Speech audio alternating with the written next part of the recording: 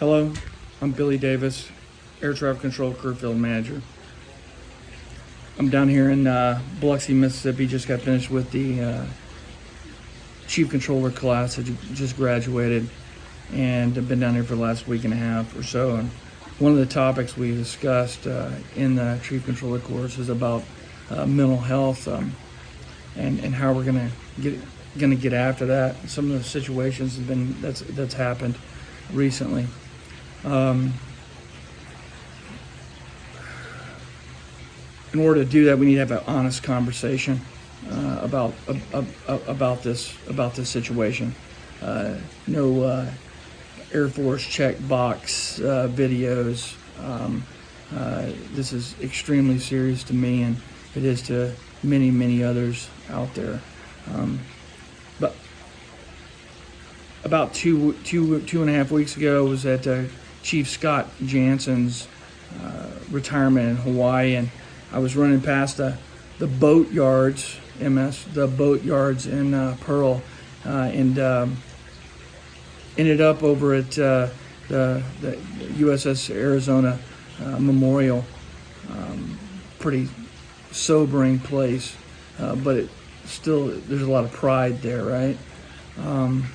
But it's thinking about what happened on December 7th, 1941, and the people that died there and why, and understanding that, coming to grips with why they died, right?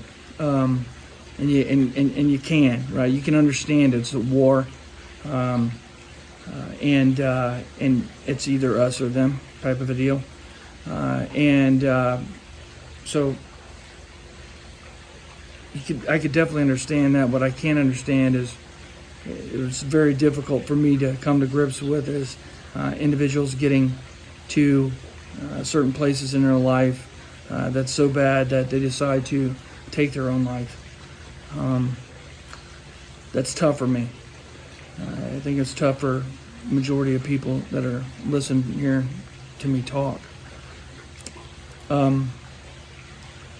This conversation, this is not Air Force box check moment, right? One individual said you're probably need to wear a uniform, and but I think that takes away from this topic a little bit, so here it is. The year of mental health that we've started, actually, it was started by Big John Lee and Corey Bowen a year and a half ago, and now myself and Dale Drake have continued to push it, along with all the other air traffic control leadership across the career field.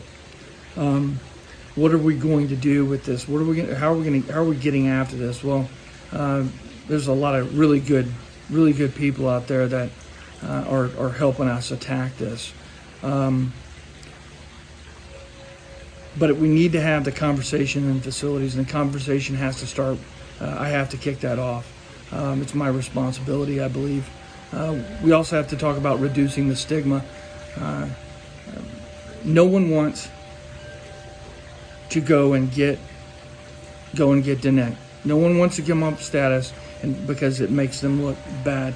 Additionally, you go to mental health, and you don't know if what that's actually going to do to your career, your security clearance. So, very important that we get after those things. And there's some really good people again that are helping us get after this. Marcus Levias, Megan Ola, and a number of others are really digging in and getting after this with us.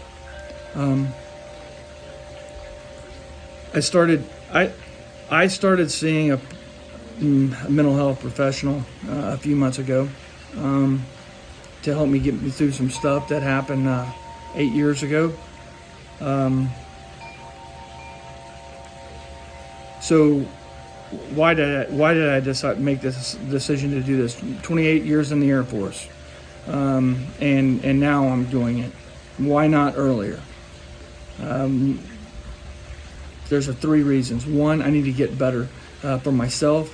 My kids deserve better, And my wife, Charlotte Davis, who's probably one of the best people out there, she damn sure deserves it. So she gets a better me, right? The second reason is I need to learn the process. If I don't know the process, if I haven't went through the process, how do I know what's wrong? To help through my lens, to be able to help fix it somewhat. And the last piece is, if I'm sitting here telling you guys, you need to go see, if you're having issues, go see a mental health professional. If I'm telling you to do it, and I don't have the balls or the guts enough to do it myself, then what am I really?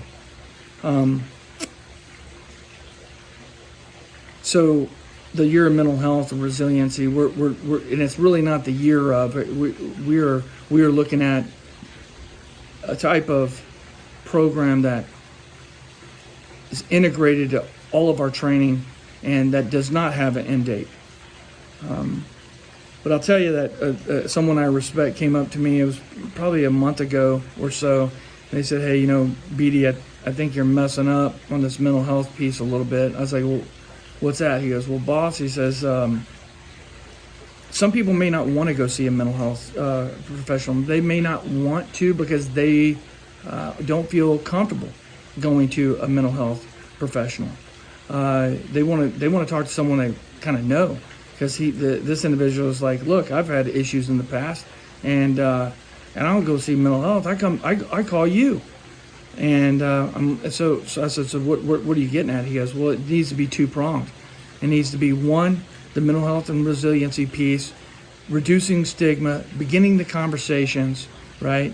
Engaging with the flight surgeon and SG at HAF and MAGCOMs to be able to improve the ability for our guys and gals, our kids, to go see individuals if they see fit.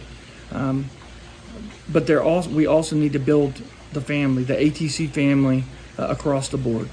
And that starts, he was talking to me, he goes, that starts with you. Creating those relationships between the career field manager and the MFM, and then from the MFM down to the chief controllers. If the career field manager and the MFMs don't have each other's cell phones, Facebook contacts, multiple ways to get a hold of one another, and also having that relationship where Karen Buchanan knows that she can call me, and I know that or she knows that I'm going to call her, and invites that. If Mike Merritt can do the same for me, and he knows that, or he builds a relationship with me where I can call him if I need help, that's very, very important. It's the same thing needs to happen at the MFM to chief controller level. Personal cell phones, Facebook contact. In my opinion, one of the best to ever do this job, retired Chief Master Sergeant Ox Wilson. He's the one that taught me when I was a chief controller. He was my MFM. He gave me his cell phone contact information. He gave me his Facebook contact information, and then checked in on me. That's the type of individuals we need to be, right? This ATC family has to be. These relationships have to be built from the ground up and the top down.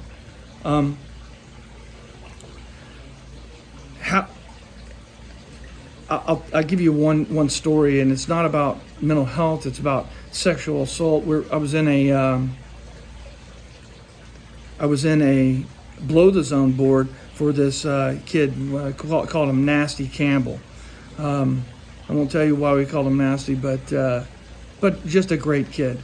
Now he's out of the Air Force because of some medical stuff.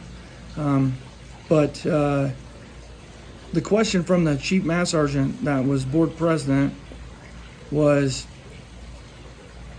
with the issues with sexual assault, what are you doing in your section, in your facility, to combat sexual assault? And I'll never forget his answer. He said if I treat those people in that facility are my family. If I treat them like family, I truly believe they are my family, then I would never want to do something like that. And he was spot on. He was absolutely spot on. It reminds me of what my dad says, and when I was talking about some family members that aren't very good people, and he said, you can't choose your family, but boy, he said, you can choose your family. And this is this air traffic family piece I'm talking about. And I'm not talking about that everybody deserves a pat on the back. Sometimes people deserve a hug or a kick in the ass. But it's very, very, very important that happens. The relationships are built, and then we're checking in on each other, right?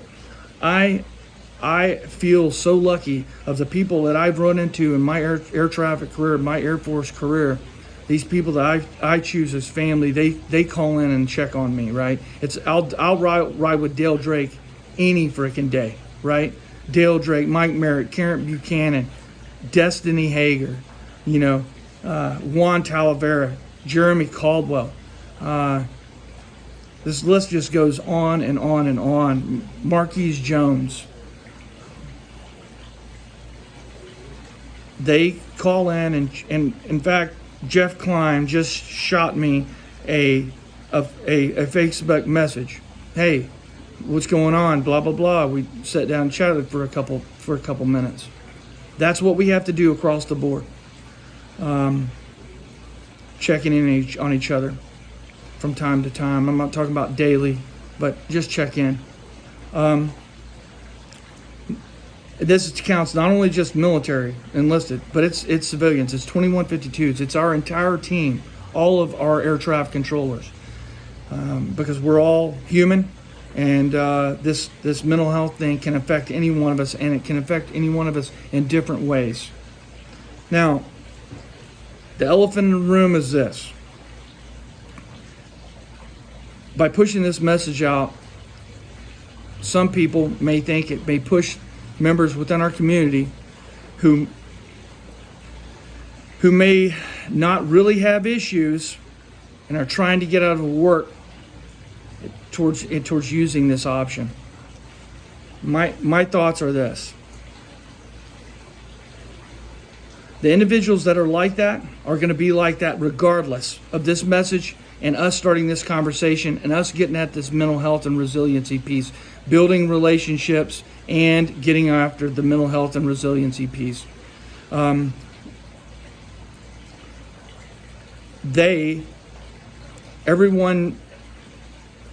have to deal and be able to have to look in themselves in the mirror on this. I'm concerned about those individuals that are hurting, and they don't want to seek help, whether or not they have the family at their facility to be able to lean on. But the individuals that are hurting and they need some help, and sometimes people would rather go see someone that doesn't know them at all, to give them that option. That's what we're trying to do here.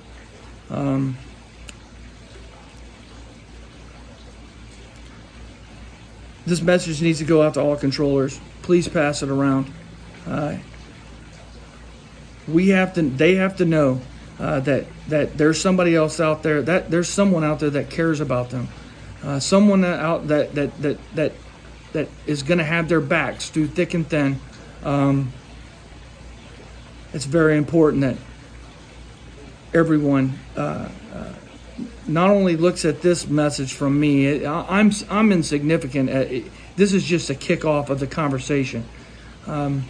The people that are really important are the people in these facilities that can have this conversation within a bigger, a larger audience. I appreciate everything that you guys do day in and day out to support the greatest country in the world, greatest Air Force in the world, and the greatest career field in this Air Force, period. You guys all take care. God bless. BD out.